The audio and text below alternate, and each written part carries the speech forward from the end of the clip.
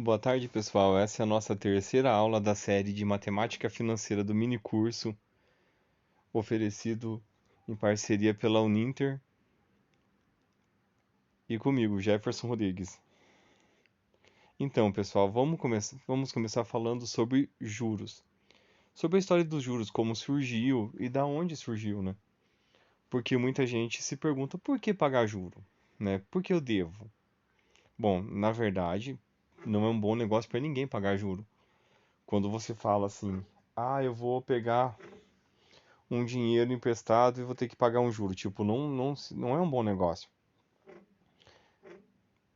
Não é um bom negócio para ninguém, tipo, exceto para quem empresta, né? E ainda se a pessoa resgatar, né? Que tem essa questão do risco, né? Então a gente vai mergulhar um pouquinho na história, né? Dos juros, do surgimento, para poder entender como surgiu e em que cenário surgiu, né? Para que a partir daí a gente possa construir a base aritmética e entender o juro simples. Aí a próxima aula a gente vai falar sobre o juro composto.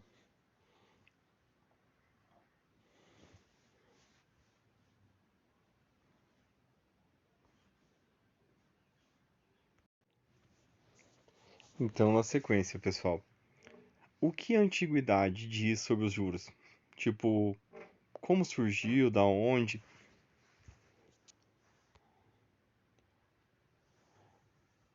A relação comercial, a troca, era o escambo. E daquela época daquele tempo, tem o relato de que um agricultor vizinho de outro agricultor pediu a este uma saca de cereal emprestado para ser paga após a colheita. Ocorrida a colheita, o agricultor devolveu ao vizinho a saca de cereal, juntamente com mais duas. Naquela época, essas duas sacas significavam juro. Note, pessoal, que desde aquela época já se trabalhava com esse lance da permuta, com esse lance do juro, da troca, né? Porque quando um emprestou o capital pro outro, ele fez como se fosse uma locação, ele tipo locou o capital pro outro.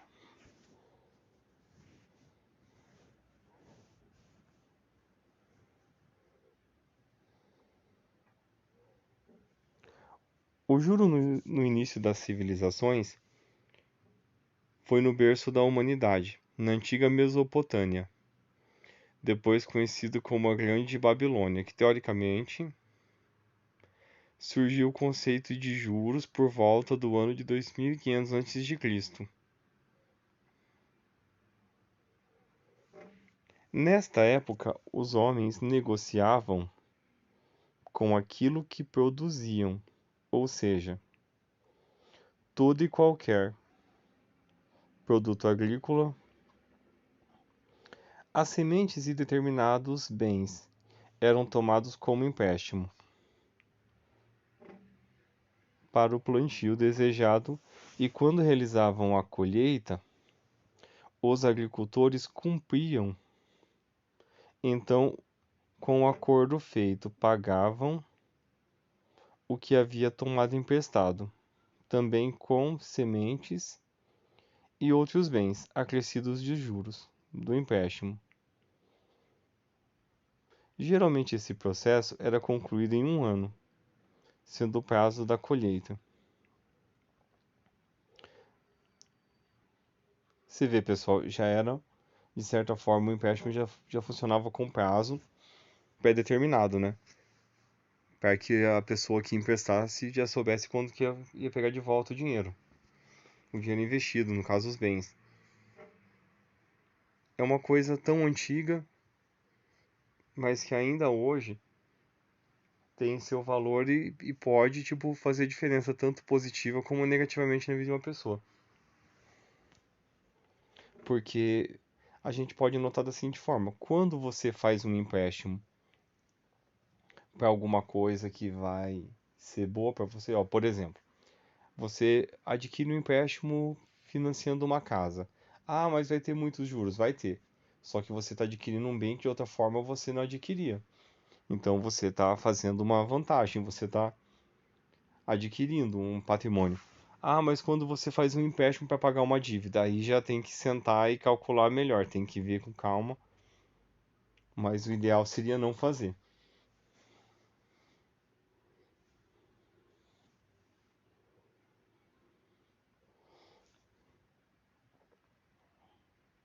O conceito de juro é muito antigo, tendo sua existência observada desde as primeiras civilizações. Seu primeiro registro se dá na Babilônia em 2000 a.C. Naquela época, o pagamento dos juros era realizado através de uma moeda muito comum, as sementes. Porém, na ausência destas, o pagamento se dava através de outros bens. Deste costume nasceram muitas práticas relativas à matemática financeira, vigorantes em dias atuais. Os sumérios, povo que viveu na região da Mesopotâmia, já utilizava ideias sobre juros simples e compostos, assim como crédito. Nessa época, 2100 a.C., esse povo fazia seus registros em tábuas de argila, onde das mais de 50.000 encontradas, 400 eram totalmente voltadas à matemática.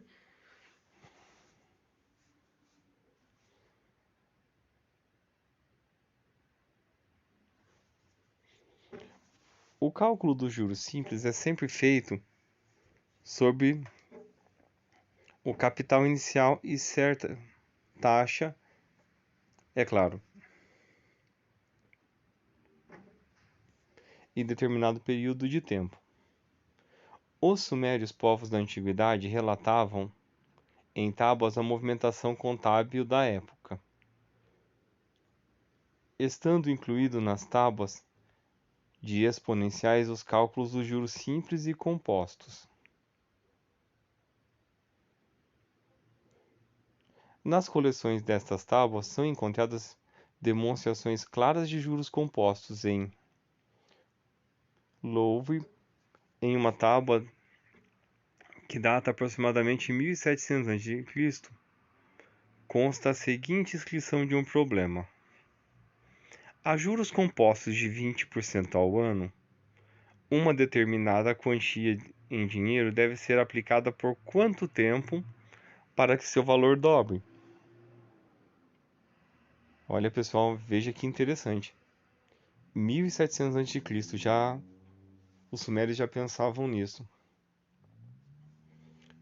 Era um povo muito perspicaz, né?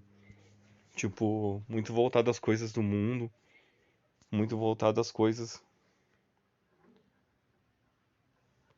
que a gente precisa de saber hoje, né? Ainda hoje, né? Que são essas questões matemáticas, os problemas, né?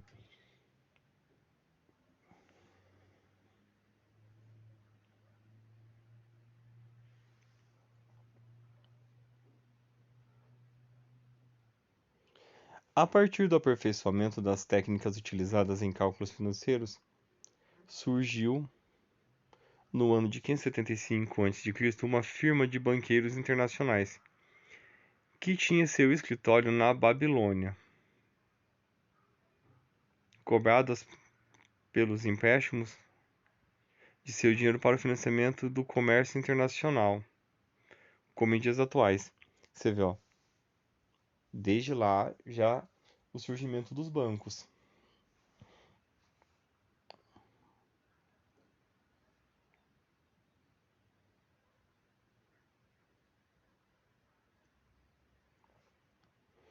Apesar de muito antiga a ideia de juros, pouco mudou ao longo do tempo.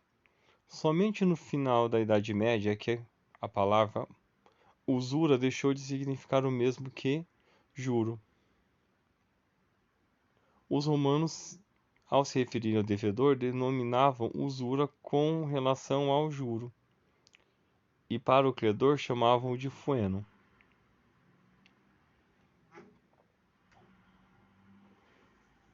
Você vê, pessoal, de lá para cá só houve essa mudança, né? Por exemplo, o juro era usura e o credor foenos. Nota que o conceito é bem sólido.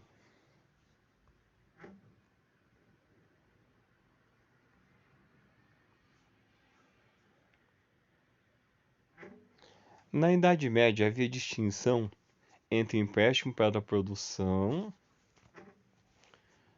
para o qual era admitida uma certa remuneração, e o empréstimo para consumo, sobre o qual o juro era considerado pela Igreja contrário ao interesse público. Você vê, né, gente? A gente sem querer, falando de matemática aqui, de matemática financeira e história, para poder ter uma noção, a gente entra na questão agora da igreja, né? Da igreja cristã, igreja, provavelmente a igreja católica, pois foi a primeira, né?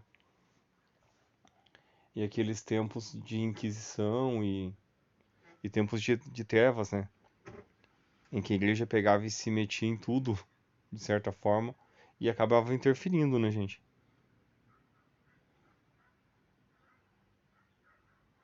Devido a essa restrição, o direito romano estabeleceu uma regra interessante para a remuneração de empréstimos. O devedor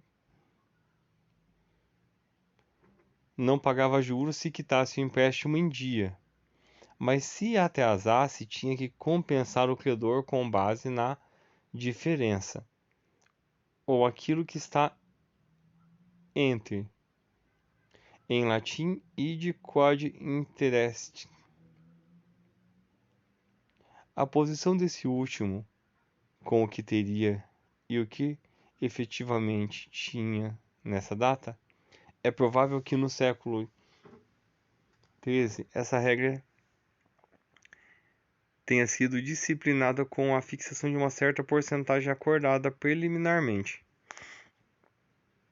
E dessa expressão latina, que derivam as palavras interes, espanhol, interet, francês e interest, inglês, que significa um juro.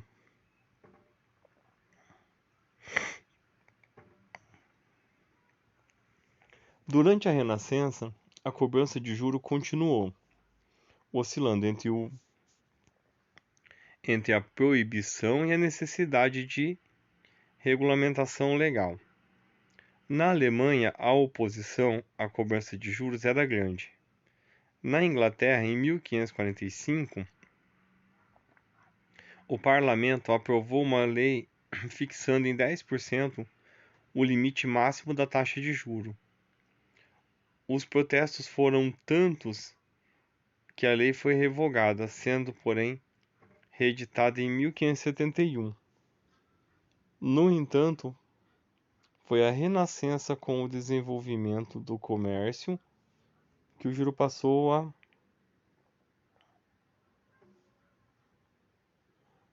ser visto como um prêmio pelo risco envolvido no uso que o tomador faria do empréstimo e como um direito.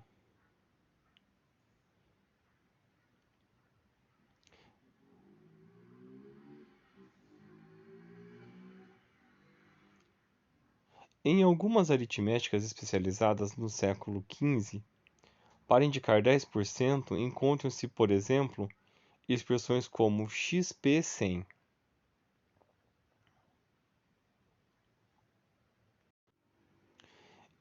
Note, pessoal, como é interessante como o idioma é o mesmo, o conceito é o mesmo, só que com o passar do tempo a forma de se expressar muda, né?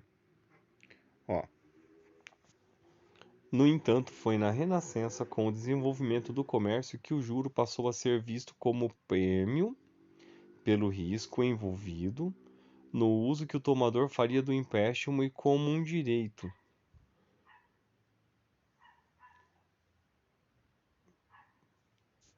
De uma forma muito floreada e muito bonita, está falando assim que na Renascença foi legalizado a questão do aluguel do capital.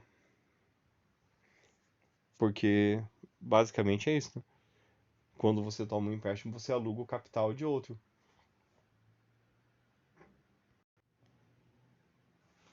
A origem da palavra juro, mais usada no plural, a palavra juro pertence ao grupo das descendentes do latim jus, juris, direito de propriedade, justiça, documento que estabelece um direito. A palavra juro, tão presente no mundo moderno, significa preço do aluguel de um capital ou valor. No entanto, essa palavra provém do advérbio latim jure, que significa de direito. Mas afinal, o que tem a ver uma coisa com a outra? Isso é pra gente refletir, né? Porque assim, ó, a palavra juro, né? Descendente do latim. Jus, juris, direito de propriedade. Você aluga o direito de uma propriedade. Você, por exemplo, quando você aluga um imóvel, você aluga ele a um valor X. E o empréstimo é a mesma coisa, o juro que a pessoa paga, ela paga pelo aluguel de um capital.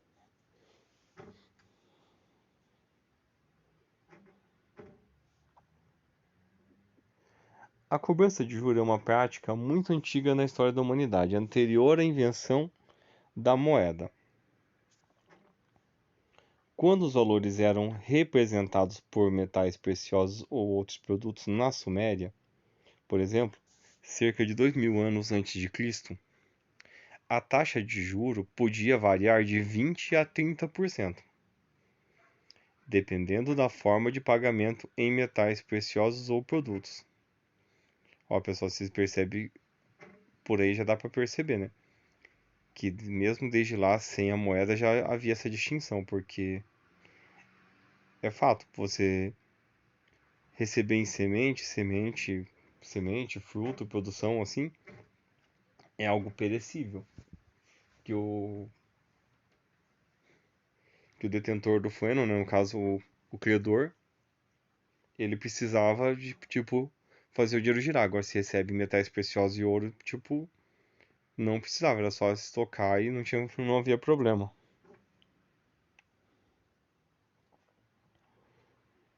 Mais tarde, entre os babilônios, a taxa variava de 5,5% a 20% para o pagamento em metais preciosos e 20 a 33% para o pagamento em produtos. É bom, porém, frisar que as taxas de juros não eram expressas em porcentagens como hoje.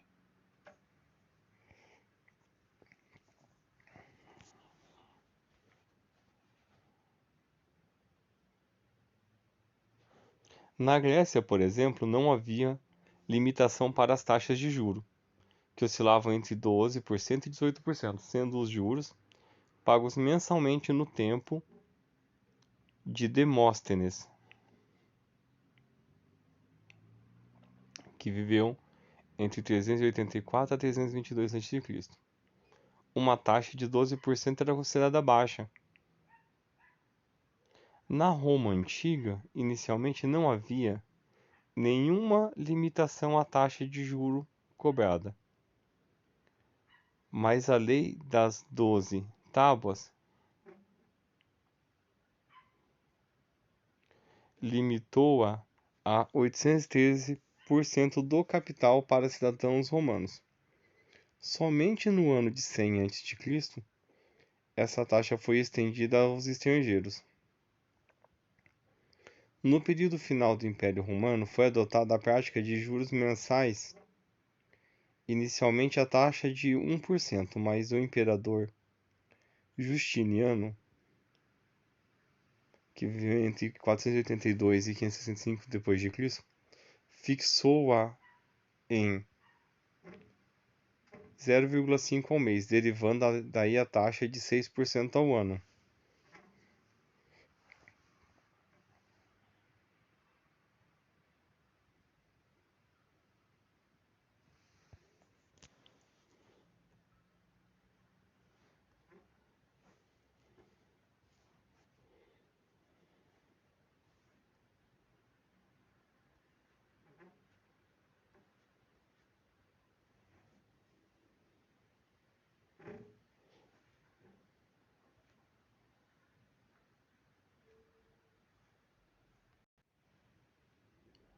Pessoal, aqui mais dados históricos, né? Ó, em contrapartida, que é uma curiosidade, né? Nas ilhas do Pacífico, as mercadorias foram estimadas em colares de pérolas ou de conchas. Após um certo período, começou-se por trocar faixas de tecido por animais ou objetos. O tecido era a moeda, a unidade era o palmo, a fita de 2 × 80 fios de largura. Tais métodos apresentavam, contudo, sérias dificuldades de aplicação. Assim, à medida que o comércio se desenvolvia, os metais desempenharam um papel cada vez maior nas transações comerciais, vindo a se tornar, no final das contas, a moeda de troca preferida dos vendedores e compradores e as avaliações das diversas mercadorias passaram a ser feitas quantitativamente pelo peso, cada uma delas referindo a uma espécie de peso padrão relativo a um ou a outro metal. Igualmente, no Egito faraônico, os gêneros e mercadorias foram frequentemente estimados e pagos em metal, cobre, bronze e, por vezes, ouro e prata, que se dividia inicialmente em pepitas e palhetas. A avaliação era feita também sob a forma de lingotes ou de anéis, cujo valor se determinava em seguida pela pesagem. Houve, portanto, a necessidade de um sistema relativamente estável de avaliações e de equivalências, fundado num princípio vizinho daquele que de base de um sistema de remuneração.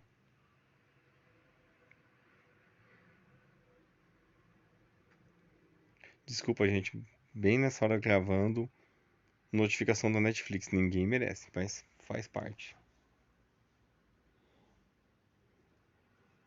Vamos começar de novo, né? Houve, portanto, a necessidade de um sistema relativamente estável de avaliações e de equivalências, fundado num princípio vizinho daquele de base de um sistema de numeração, dando a definição de algumas unidades ou padrões fixos. Nesse sistema é sempre possível estimar tal ou qual valor, não somente para as operações de caráter econômico, mas também e talvez sobretudo para a regulamentação de problemas jurídicos importantes. E todas as espécies de produtos, matérias ou objetos utilitários serviram nessa ocasião.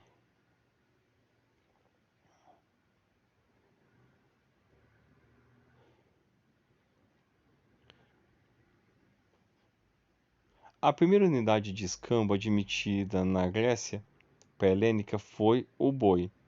Não é por acaso que a palavra latina pecúnia quer dizer fortuna, moeda, dinheiro. Provém, com efeito, de pecus, que significa gado, rebanho. Além disso, o sentido próprio da palavra pecúnia corresponde ao ter em bois. Mas nos tempos antigos, a operação de escambo, longe de ser um ato simples, devia ser, ao contrário, envolta de formalidades complexas, muito provavelmente ligadas à mística e às práticas mágicas. É, em todo caso, o que revela a análise etnológica feita nas sociedades primitivas contemporâneas, que se viu confirmar por um certo número de descobertas arqueológicas. Pode-se, portanto, supor que nas culturas pastorais a ideia de boi padrão, moeda de sangue, sucedeu à ideia de boi de sacrifício, ela mesma ligada ao valor intrínseco do animal. E note, pessoal, que quando eles falam do sistema de equivalência estável, isso vai muito além, né? Vai bem longe. Por exemplo, quanto que vale determinado objeto, né? Tipo, por que tal moeda vale mais que a outra? Por que tal metal vale mais que o outro, né? Então, ali eles começaram a desenvolver esse sistema.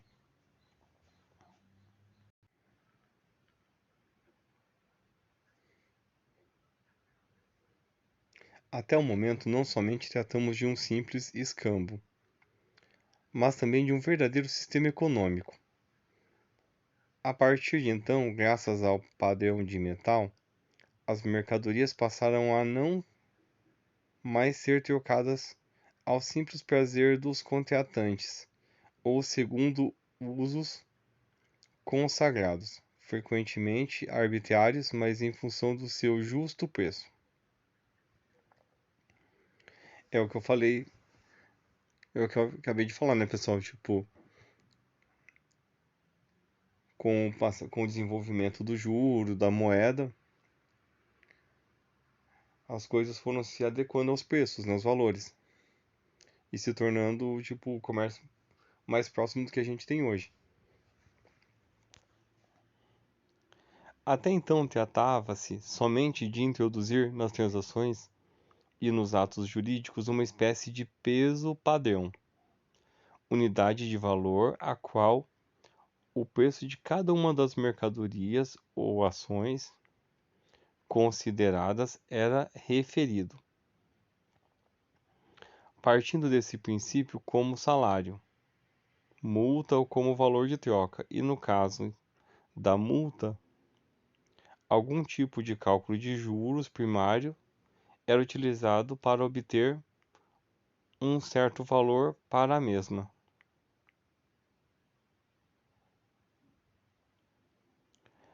Aprendendo a contar abstratamente e agrupar todas as espécies de elementos, seguindo o princípio da base, o homem aprendeu assim a estimar, avaliar e medir diversas grandezas, pesos, comprimentos, áreas e volumes, capacidades e etc.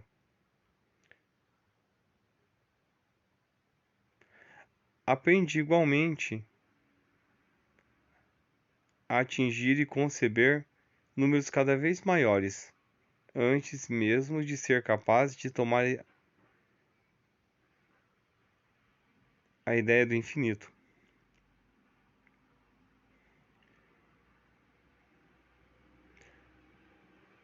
Pôde, pôde elaborar também várias técnicas operatórias, mentais concretas e mais tarde escritas, e erguer os primeiros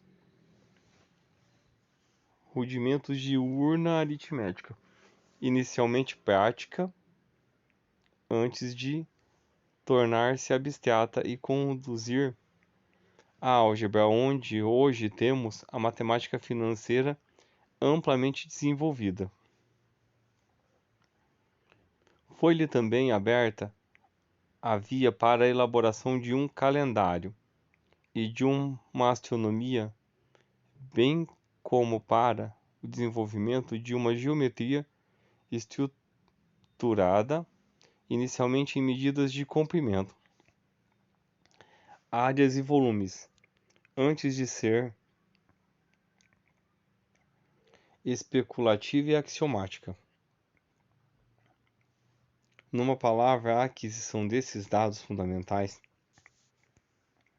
permitiu pouco a pouco à humanidade tentar medir o mundo e compreendê-lo um pouco melhor, colocar a seu serviço alguns de seus inúmeros segredos e organizar para desenvolvê-lo a sua economia.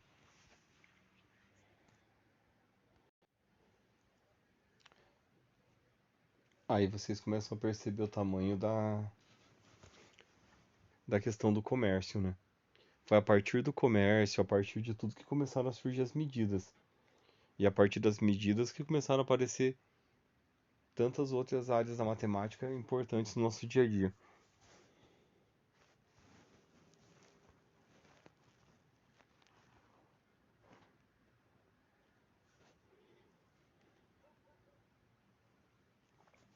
O surgimento dos bancos está diretamente ligado ao cálculo de juros compostos e ao uso da matemática comercial e financeira de modo geral. Na época em que o comércio começava a chegar ao auge, uma das atividades do mercador foi também a do comércio de dinheiro, com ouro e a prata. Nos diversos países eram cunhadas moedas de ouro e prata. Durante a expansão do comércio, assim como durante as guerras de conquistas, as moedas dos diferentes países eram trocadas, mas o pagamento só podia ser efetuado com dinheiro do país específico, consequentemente, dentro das fronteiras de cada país. As moedas estrangeiras deviam ser cambiadas por dinheiro deste país. Por outro lado, os comerciantes e outras pessoas possuidoras de muito dinheiro que viajavam ao exterior precisavam de dinheiro de outros países, que compravam com moeda nacional.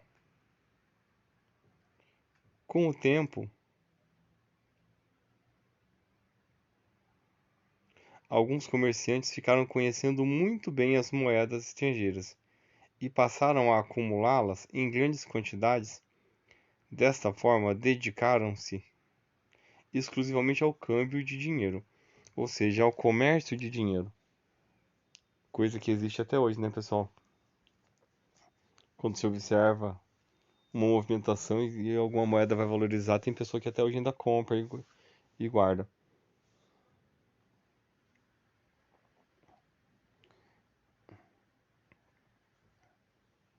Aconteceu então a divisão do trabalho dentro do campo do comércio.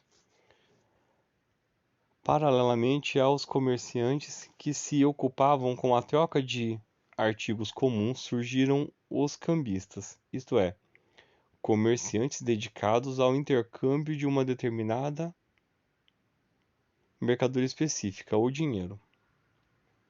Aconteceu então a divisão de trabalho dentro do campo do comércio. Paralelamente aos comerciantes que se ocupavam com a troca de artigos comuns,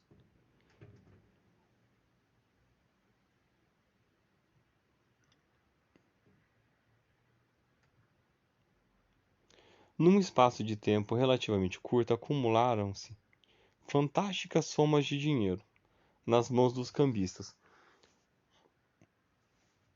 Com o tempo, foram se ocupando de uma nova atividade: guardar e emprestar dinheiro. Naquela época, devido à deficiente organização das instituições responsáveis pela segurança social do indivíduo, não era recomendável que tivesse em sua casa muitas moedas de ouro e prata. Essas pessoas entregavam seu dinheiro à custódia do cambista rico, que guardava e devolvia ao dono quando ele pedisse. Imaginemos um cambista qualquer que tenha acumulado dessa forma em seus cofres imensa quantia de dinheiro. Era natural que a seguinte ideia ocorresse: por que essas grandes somas de dinheiro haverão de permanecer em meu poder sem que gere qualquer lucro para mim? Aí então percebe-se a palavra lucro está diretamente interligado ao conceito de finanças.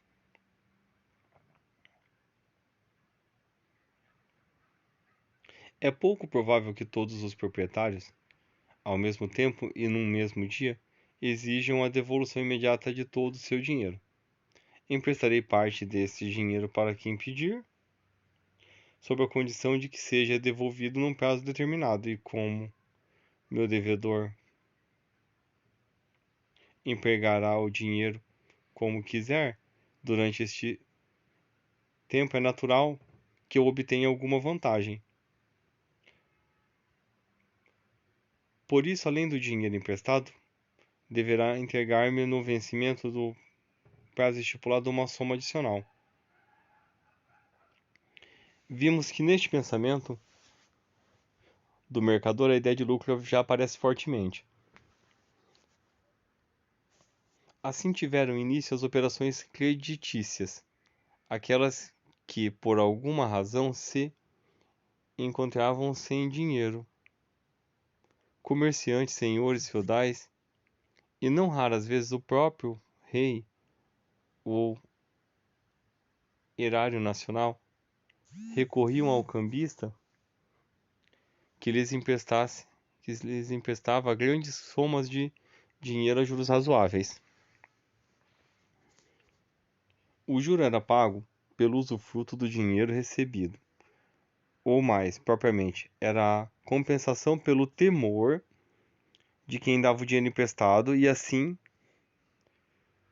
se expunha a um grande risco. Entretanto, estes juros alcançavam, em alguns casos, quantias incríveis. Na antiga Roma, os usuários exigiam de 50% a 100%.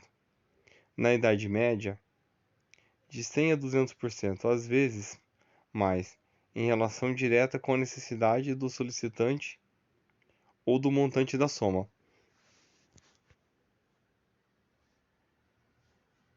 Quando surgiu a aritmética, hein, pessoal? Nossa aula de matemática eu tô cansado de falar de história. Tô brincando. História é bom pra poder abrir a mente, pra gente poder entender como surgiu, pra poder não ficar se perguntando, né? Tipo, por quê? Por quê? Por quê? Tô brincando, é que o meu filho esses dias me fez uma pergunta e me fez pensar que matemática e história tem que estar ligadas, a gente tem que falar. Ó, a aritmética. Como consequência do interesse pela educação e do crescimento da enorme atividade comercial no Renascimento, começaram a aparecer muitos textos populares de aritmética. 3 centenas desses livros foram impressos na Europa antes do século XVII. Essas obras eram de dois tipos, basicamente aquelas escritas em latim por intelectuais de formação clássica, muitas vezes ligados à escola da igreja, e outras escritas no vernáculo por professores práticos interessados como preparar jovens para carreiras comerciais. A mais antiga aritmética impressa é a anônima de hoje. Extremamente rara aritmética de Treviso, publicada em 1478 na cidade de Treviso. Trata-se de uma aritmética amplamente comercial, dedicada a explicar a escrita dos números e efetuar cálculos com eles, e que contém aplicações envolvendo sociedades e escambo como os algoritmos iniciais do século XIV. Ela também inclui questões recreativas. Foi o primeiro livro de matemática a ser impresso no mundo ocidental. Bem mais influente na Itália que a aritmética de Treviso foi a aritmética comercial escrita por Piero Borghi. Esse trabalho altamente útil foi publicado em Veneza em 1484 e alcançou pelo menos 17 edições. A última, de 1557, em 1491, foi publicada em Florença.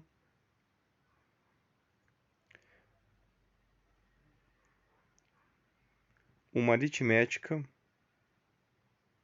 menos importante, de autoria de Filippo Calandi, porém interessante para nós pelo fato de conter o primeiro exemplo impresso do moderno processo de divisão e também dos primeiros problemas ilustrados a aparecerem na Itália.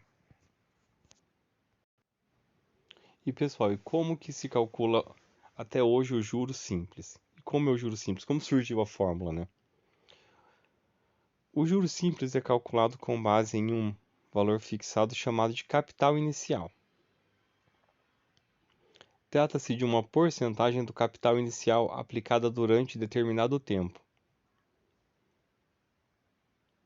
A principal característica do juros simples é que o valor não se altera no decorrer dos meses. O conceito de juros simples é muito importante, uma vez que em nosso cotidiano ele é algo utilizado, por exemplo, na compra de algo parcelado ou um empréstimo.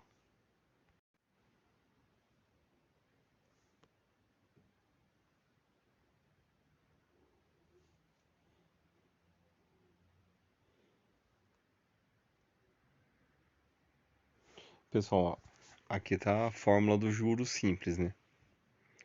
Que é dada por juros igual capital vezes taxa vezes o tempo.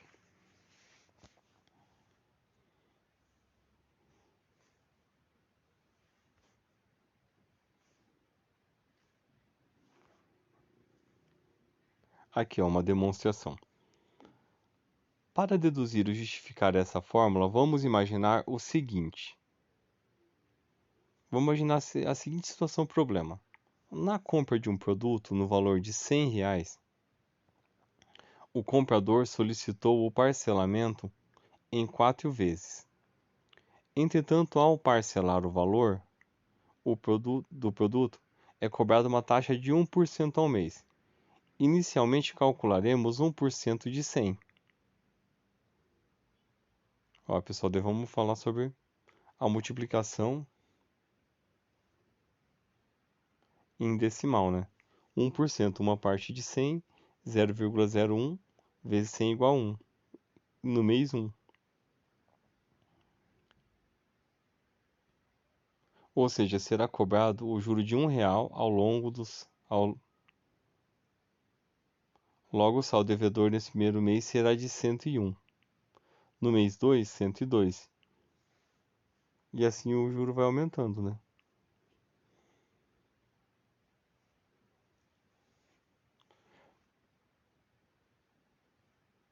Nota que é um conceito que surgiu lá atrás, muito tempo atrás, e ainda hoje cai em prova, né, de Enem, prova de concurso, de ensino fundamental.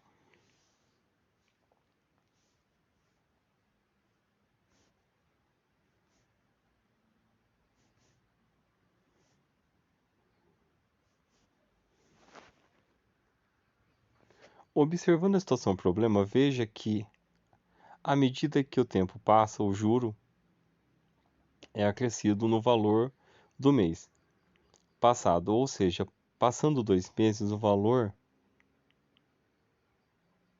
a ser pago é 2 vezes o valor da taxa de juros passados.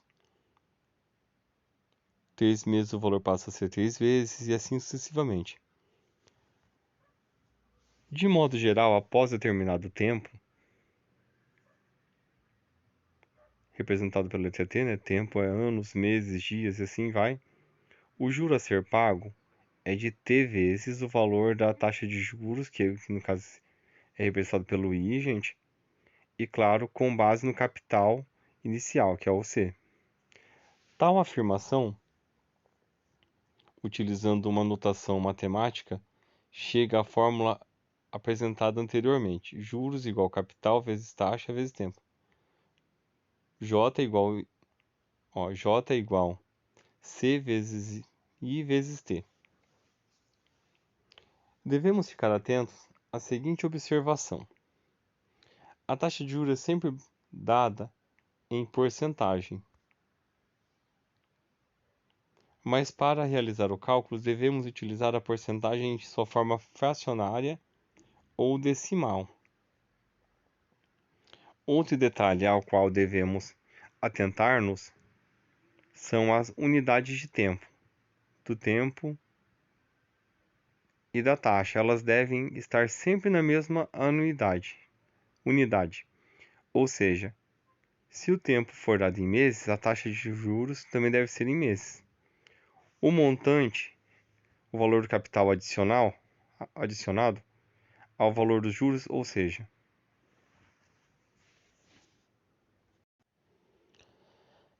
pessoal, agora seguiremos com os exemplos, né? Para calcular o juro simples, basta substituir as informações dadas pelo problema na fórmula já deduzida. Para isso, vamos conferir algumas situações problema. Exemplo número 1. Determine a taxa de juros simples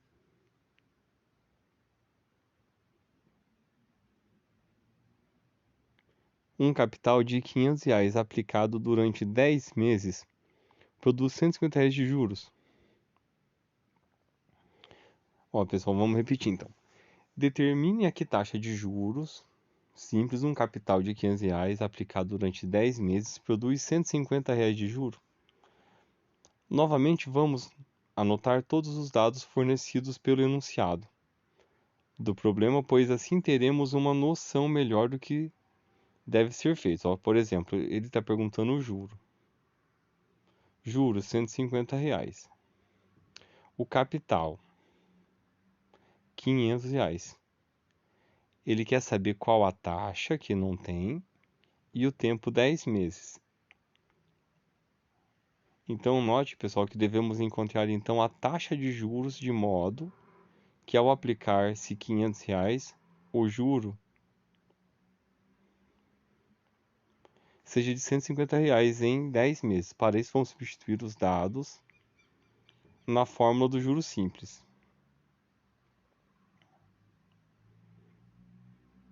Pode ver, pessoal, que ali não tem muito segredo. Ó, juros é igual ao capital, juro é igual ao capital, vezes a taxa, vezes o tempo. Olha, multiplicando tudo,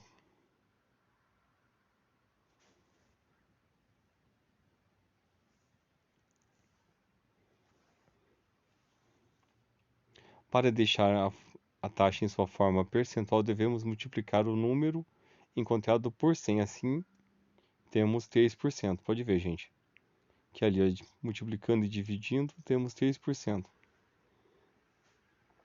Portanto, a taxa que deve ser imposta ao capital de R$ 500 durante 10 meses para gerar um juros de R$ 150 é de 3%.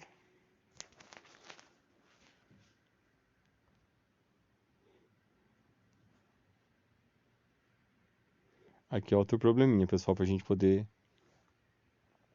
ir abrir a mente entendendo como preparar o problema para resolver, né? Investir R$ 3.000 em uma aplicação bancária sob regime de juros simples a uma taxa de 10% ao ano durante 6 meses. Qual o valor a ser retirado no fim dessa aplicação?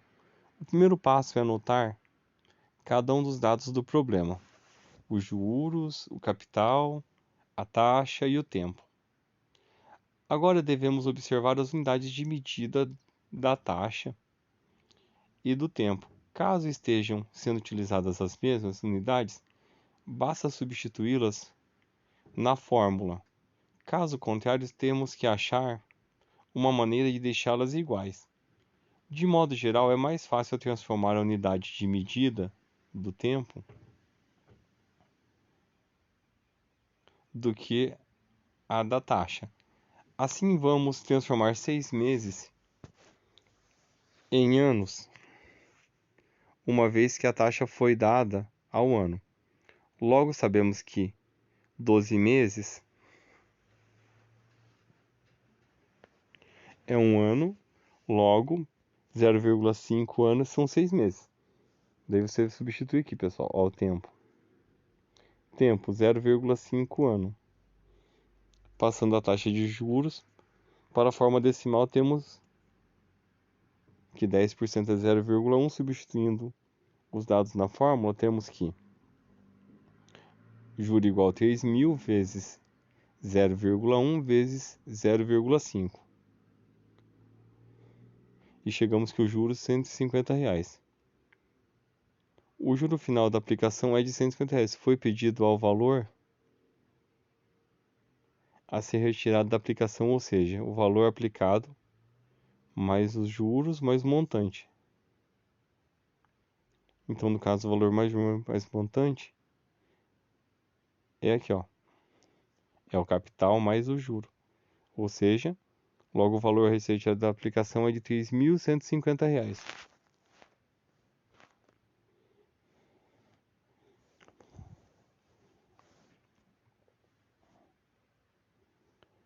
Questão 1. Aqui é um exemplinho da VunoVesp. Num balancete de uma empresa consta que o acerto do Num balancete de uma empresa consta que certo capital foi aplicado a uma taxa de 30% ao ano durante 8 meses, rendendo juros simples no valor de R$ 192. O capital aplicado foi de... Aí, pessoal, é aquela questão de montar os dados. 30% ao ano, tempo 8 meses, o juros R$ 192. Aí nota que o tempo e a taxa estão em unidades de medidas diferentes. Agora vamos transformá-las. A taxa de 30% para uma taxa mensal. Como o ano possui 12 meses, então você tem que dividir, né, pessoal? A taxa é de 2,5% ao mês. Agora, substituindo na fórmula, temos que o juros R$ 192 igual capital vezes a taxa vezes o tempo. Então, o capital é de R$ 960.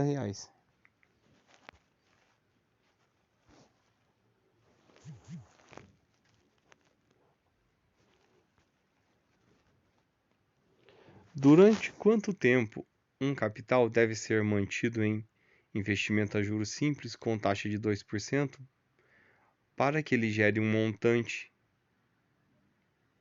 que seja o dobro do capital investido? Aqui coloquei algumas alternativas, pessoal, e a gente vai agora analisar a questão, né? Se o montante será o dobro do capital, então M igual 2C, 2 vezes o capital, né? Logo, o juro deve ser igual ao capital, ou seja, juro igual a J igual a C. Então a gente parte do seguinte princípio, ó, montando a fórmula.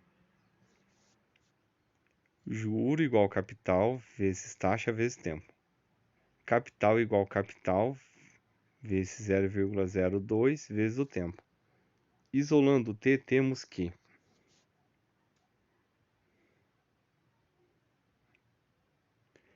capital dividido por capital igual 0,0,2t. Aí você pega e vai dando sequência dividindo, dá 50 meses. Ou seja, 50 meses correspondem a 4 anos e 2 meses.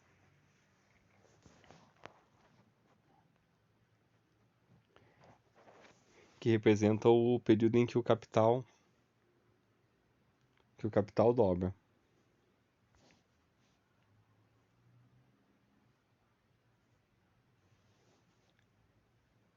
Aqui uma pergunta da CESP de 2008. No regime de juros simples, determinado capital investido durante 2 anos e meio, perdão, pessoal, durante 2,5 meses, produziu um montante de R$ 12.000. O mesmo capital investido durante 5 meses, no mesmo regime de juros, produziu um montante de R$ 14.000. Nesse caso, é correto afirmar que o capital é... E aqui tem as alternativas, né? Inferior a R$ 9.400, superior a R$ 9.400, inferior a R$ 9.800. Ó, sabemos que em 2,5 meses o montante é de R$ 12.000 e que em 5 meses o montante é de R$ 14.000. Por outro lado, sabemos que a diferença entre 2,5 e 5 é igual a 2,5 meses.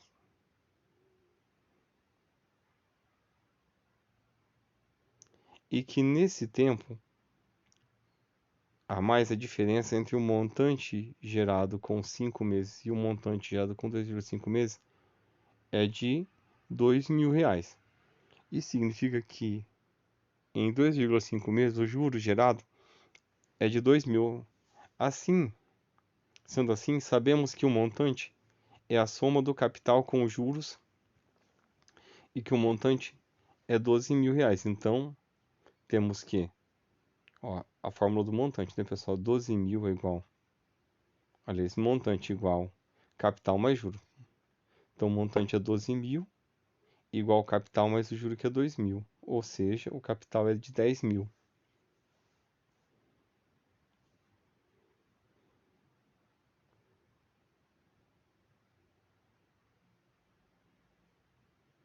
Então, a resposta é a letra C, né?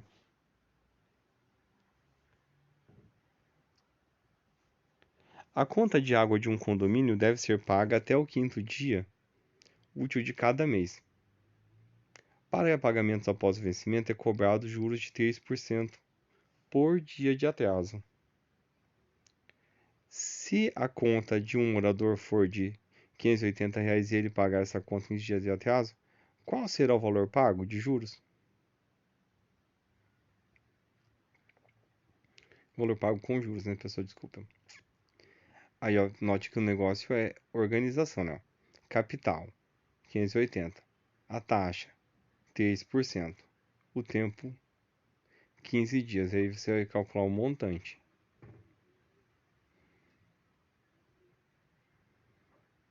Aí a gente chega que o morador terá que pagar R$ 606 pela conta de água.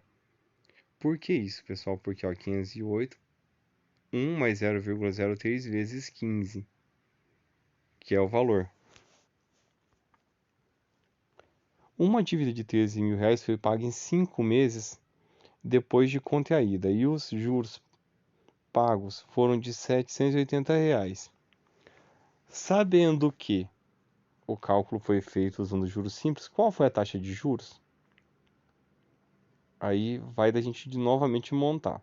Ó, os juros foi R$ 780, o capital 13.000 e o tempo 5 meses. Qual que é a taxa?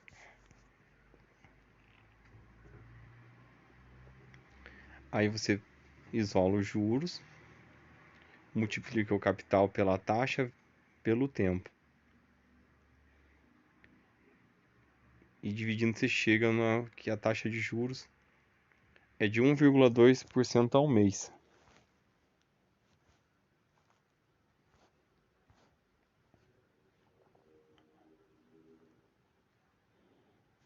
Um terreno cujo preço é de R$ 100.000 será pago em um único pagamento, 6 meses após a compra. Considerando que a taxa aplicada é de 18% ao ano, no sistema de juros simples, quanto será pago de juros nessa transação? Pessoal, anote que o capital, 100.000, o tempo, 6 meses, que no caso é 0,5 anos, nunca pode esquecer de fazer essa conversão, né? E a taxa é de 18%. Aí você pega e multiplica. E o valor pago será de R$ 9.000 de juros.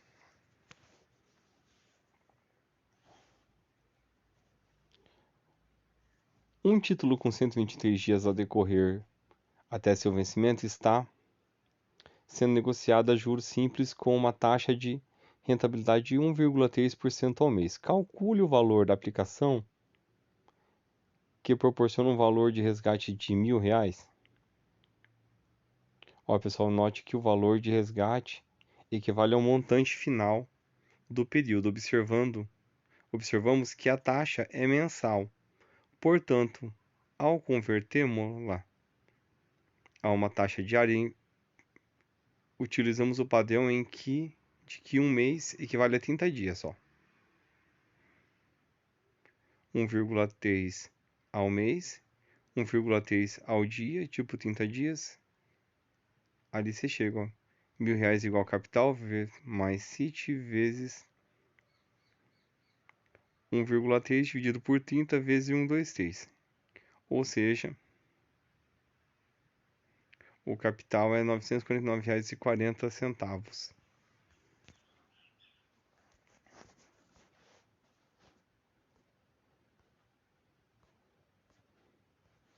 Pessoal, eu deixei aqui umas imagens de uns vídeos que eu vi no YouTube que eu achei bem interessante de outros professores que já estão há mais tempo na estrada e que já tem uma estrutura bem boa e que ajuda bastante para vocês poderem pegar e complementar. E na próxima aula eu vou falar sobre juros compostos, apresentar exercícios, explicações, dando sequência a essa série, pessoal. Eu deixei aqui as referências teóricas e da onde eu peguei, tirei os conteúdos, os exercícios e as bases para poder explicar para vocês. Queria desde já agradecer a companhia de vocês e até a próxima.